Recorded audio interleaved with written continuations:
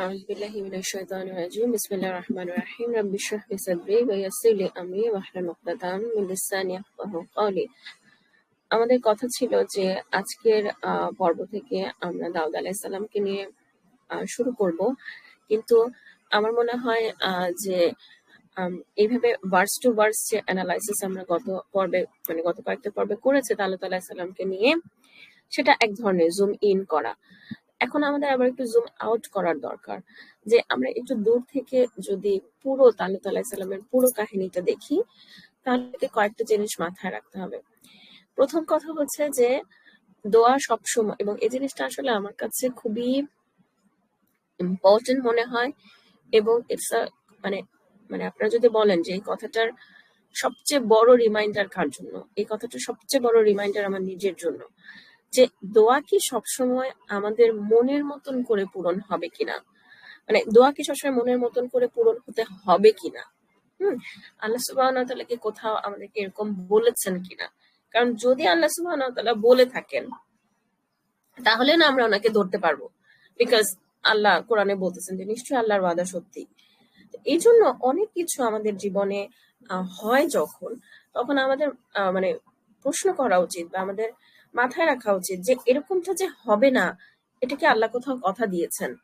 যেমন ধরেন আমার মনে আছে যে আমি জানি না আগে কখনো এই কথা বলেছি কিনা, কিন্তু আমি যখন প্রেগনেন্ট ছিলাম আমার মেয়েকে নিয়ে, তখন আমি যখন নার্সের কাছে গেলাম, তখন আমি তাকে যখন আমার প্রথম ফার্স্ট ডক্টরস ভিজিটটা আমার ওখানে ডাক্তারের সাথে হয় না, প্রথমে নার্সের সাথে হয়। যখন তার সাথে কথা বলছি, তখন সে আমাকে বলছে নানান প্রবলেমের কথা বলছে, আমার এটা হচ্ছে ওটা হচ্ছে। তখন সে কোনোটাকে পাত্তা দিচ্ছে না আর কি, মানে it's not a big deal, মানে not something to be worried about. তখন সে বলতেছে যে নান সেইড না, no one promised that motherhood will be an easy journey. হ্যাঁ, কথাটা শুনে আমার চট করে একটু আমি জানি না, আমি খুব প্রফাউন্ডলি এফেক্টেড হয়েছিলাম কথাটা দিয়ে, যে উনি বুঝাতে চাচ্ছেন যে যাদের তুমি বলছো এগুলো হবে, মানে হওয়াটাই স্বাভাবিক, এরকম কষ্ট হবে এটাই স্বাভাবিক। No one ever promise that motherhood will be easy, motherhood অথবা প্রেগন্যান্সি উইল বি ইজি। আমার মাঝে মাঝে মনে হয় যে মানে এক্সাক্ট কথাটা হচ্ছে এই দুনিয়ার জীবনের ক্ষেত্রে প্রযোজ্য। আল্লাহ সুবহানাহু ওয়া তাআলা নেভার এভার কখনো কোথাও মানে বলেন নাই যে দিস দুনিয়া ইজ গোয়িং টু বি মানে একটা আনন্দের জায়গা, একটা রেস্টিং প্লেস, একটা মজার জায়গা। বরং তার উল্টাটাই বলা হয়েছে, আমি কি তোমরা ঈমান এনেছো বলবে আর ছেড়ে দিবে, মানে মুখে বলবা আর তোমাদেরকে পরীক্ষা করা হবে না।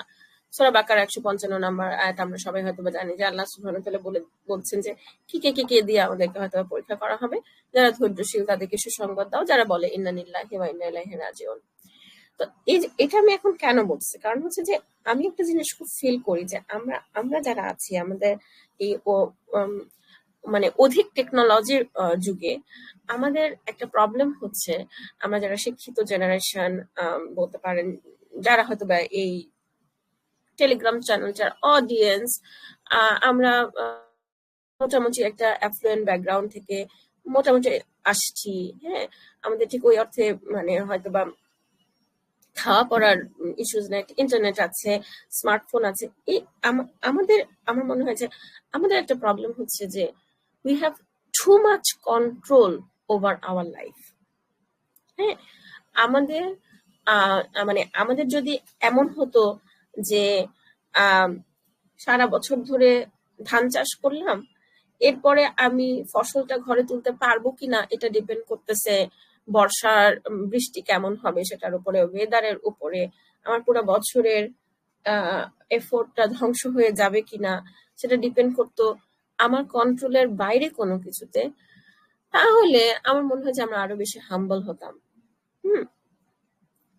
মানে মানুষের যা কিছু টেকনোলজিক্যাল অ্যাডভান্সমেন্ট বলতে পারেন, মানুষের যা কিছু আমাদের যে অর্জন বলতে পারেন, এই সব কিছু কিন্তু মিথ্যা হয়ে যায় একটা মানে একটা প্রাকৃতিক দুর্যোগ আসলে।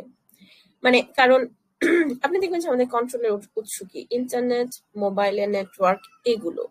যে আমি তাড়াতাড়ি ফোন করে কাউকে একটা হেল্প চাচ্ছি, এখন ধরেন বাসায় একটা আল্লাহ মাফ করুক বিল্ডিং এ আগুন লাগলো, ভূমিকম্প হলো, ঝড় হলো, যেমন কিছুদিন আগে নিউ ইয়র্কে প্রচন্ড পরিমাণ তুষার ঝড় হলো। মানে আপনি কিভাবে মানুষের কাছে সাহায্য চাবেন when you don't have a mobile network? Excuse me. এই কথাগুলো কেন বলতেছি? এই কথাগুলো বলতেছি বিকজ আমার কাছে মনে হয় যে আমাদের অনেক বেশি আমরা অনেক বেশি এখন লাইফের স্টিয়ারিং হুইলে আছি। আমরা চাই হুবহু যেভাবে আমি চাইছি সেভাবেই একটা জিনিস হোক।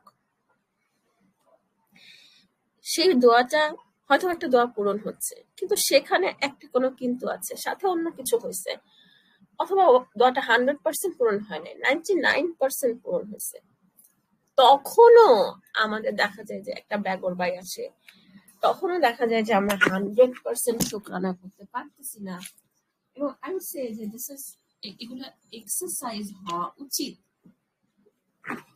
এগুলো এক্সারসাইজ হওয়া উচিত যে আমরা ই করব, কি বলে, আমরা হচ্ছে এরকম চিন্তা করব এরকম কখন হয়েছে যে আমাদের একটা দোয়া 99% পূরণ হয়েছে, কিন্তু তারপরও আমরা যে 1% পূরণ হয় নাই সেটা নিয়ে ঝামেলা, সেটা নিয়ে অসন্তুষ্ট, অথবা ওই দোয়াটা পূরণ হয়েছে তারপরও আমরা সন্তুষ্ট না। আমার মনে হয় যে এরকম একটা মেন্টাল এক্সারসাইজ যদি আমরা নিজেরা করি তাহলে সেগুলো আমাদের আত্মসমালোচনা বলতে পারেন, আত্মশুদ্ধির জন্য গুরুত্বপূর্ণ, কারণ তখন আমরা ইস্তেগফার করতে পারি ওই বিভিন্ন ধরনের অনুভূতির জন্য যে আল্লাহ সুবহানাহু ওয়া তাআলা এত কিছু দিলেন তারপরও শুকর করলাম না বা কিছু একটা। এখন কেন আমি বলছি যে দোয়া কি মনের মতন করে পূরণ হতে হবে কেন কিনা, কারণ দেখেন যে তারা একজন নেতা চেয়েছিল, আল্লাহ সুবহানাহু ওয়া তাআলা তাদের ইচ্ছা পূরণ করেছেন, তাদেরকে নেতা দিয়েছেন, কিন্তু কাকে নেতা হিসেবে দিয়েছেন সেটা তাদের পছন্দ হয়নি, সেজন্য তারা এখন আর যুদ্ধ করতে চাচ্ছে না। এই যে বিগার পারপাস বাদ দিয়ে ছোট ছোট বিষয়গুলো নিয়ে বদার্ড হওয়া, ছোট ছোট এগুলা এক্স্যাক্টলি এগুলা বর্তমান মুসলিম উম্মার বৈশিষ্ট্য। এবং আমি যখন চিন্তা করি যে প্রতিটা অসাধারণ উদ্যোগে আমি দেখি যে সেখানে কোনো না কোনো মানে শয়তানের একটা ওয়াসওয়াসা এবং উদ্যোগ এবং একসাথে যে টিম কাজ করছিল তাদেরকে ভেঙে দেওয়া, মানে সাকসেসফুলি শয়তান পারছে তাদেরকে ভেঙে ছোট দুইটা বা তিনটা গ্রুপে ভাগ করে ফেলতে। তারপর হয়তো বা এক একটা গ্রুপ গিয়ে তাদের প্যারালালি তাদের কাজগুলো শুরু করছে।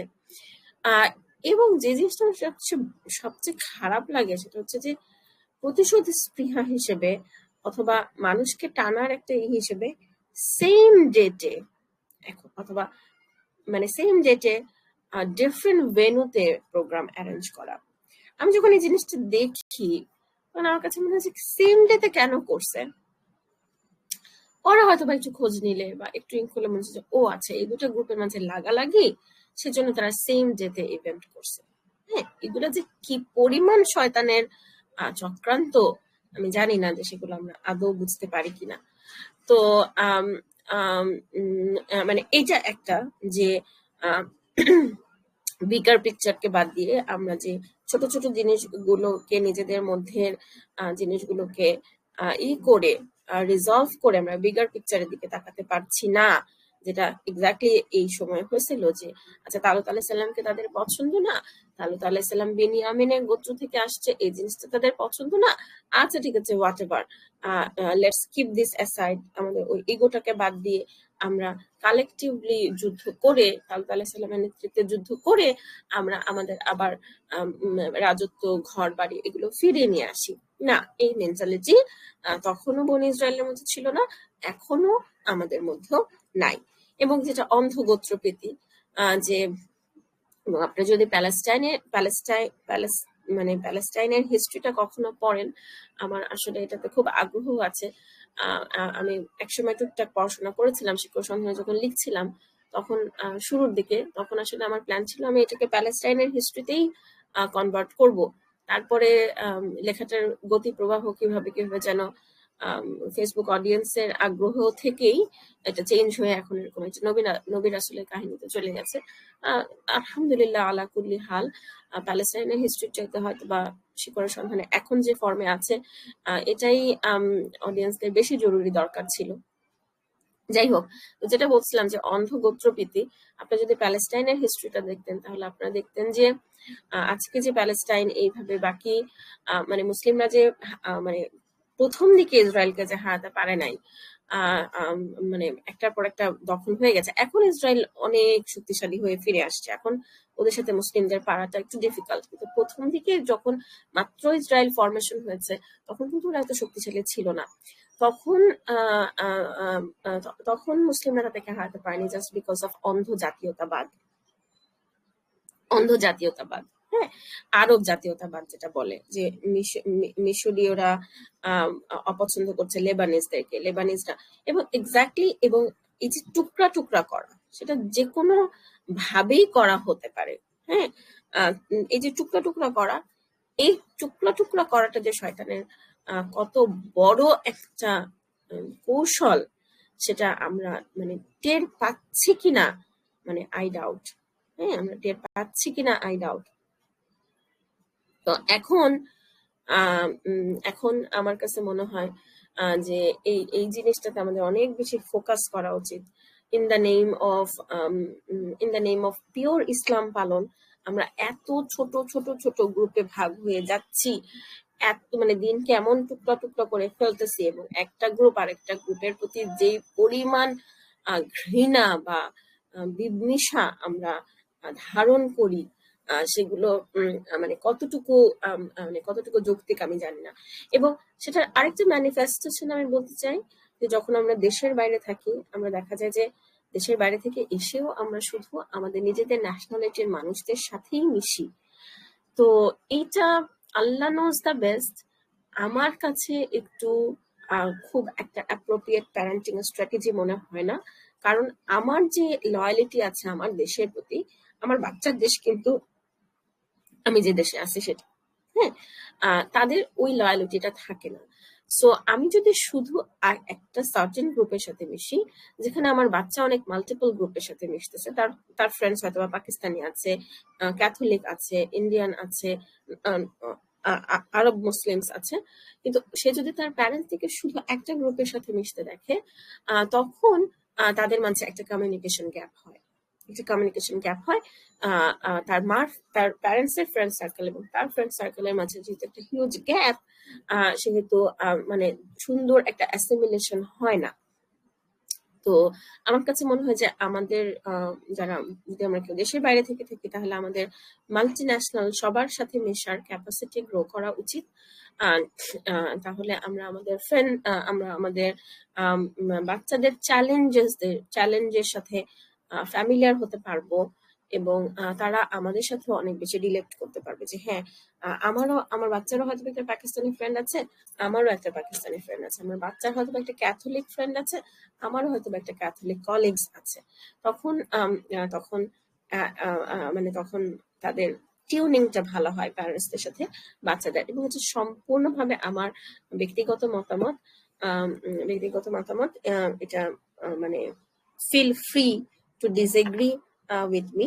তবে লাস্ট আরেকটি কথা হচ্ছে যে আমরা যখন অন্যান্য জাতিদের সাথে মিশবো, অন্যান্য ন্যাশনালিটির মানুষদের সাথে মিশবো, সেটার আরেকটা সুবিধা হচ্ছে যে আমরা হয়তোবা জাতিগতভাবে আমাদের মধ্যে যদি নেতিবাচক কোনো কিছু থেকে থাকে, সেরকম জিনিসগুলো আমাদের চোখে লাগতে পারে, বা আমরা তখন সেগুলো থেকে বের হয়ে আসার চেষ্টা করতে পারি।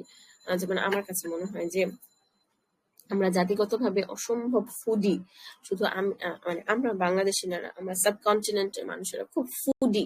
ফুড আমাদের লাইফের মানে প্রাইম অ্যাসপেক্ট অফ লাইফ, যেটা আমি অন্য ন্যাশনালিটির মানুষদের বাসায় যদি দাওয়াতে যাই তাহলে আমি সেই জিনিসটা দেখি না। এই জিনিসগুলো আমার কাছে জাতি হিসেবে, সাবকন্টিনেন্টের মানুষ হিসেবে, এগুলো আমার কাছে মনে হয় যে এই জিনিসগুলোর উপর আমাদের কাজ করার সুযোগ আছে। জাযাকুমুল্লাহ খায়রান শোনার জন্য। আসসালামু আলাইকুম ওয়া রাহমাতুল্লাহি ওয়া বারাকাতুহু।